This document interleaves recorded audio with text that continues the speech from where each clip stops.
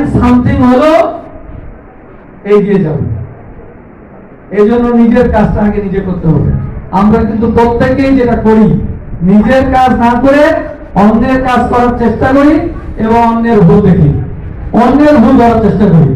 Generation যে be careful, তোমরা কিন্তু অনেক আশা নিয়ে, অনেক স্বপ্ন নিয়ে তোমরা আমাদের চোখে আঙ্গুল দিয়ে দেখেছ এটি আমার বাংলাদেশ নয়, আমার বাংলাদেশ হবে এরকম। যা করেছ আমি তোমাদেরকে সাধুবাদ জানাই, তবে ধরে রাখতে হবে আমরা কোথায় যেন ভুল করছি।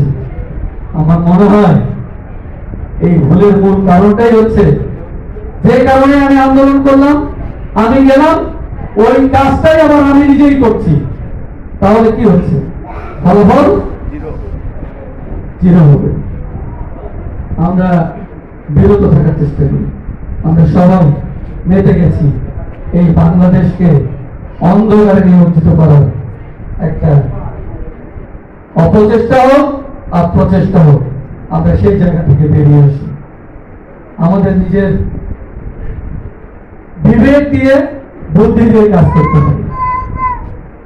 আমরা দুষ্টামি করি, তাই না? ছেলেরা তোমরা কি দুষ্ট ছেলেদেরকে পছন্দ করো, যে তার এত দুষ্ট ছেলে বাবা মাও পছন্দ করে না, ছাত্রও পছন্দ, মানে স্যাররাও পছন্দ করেন না।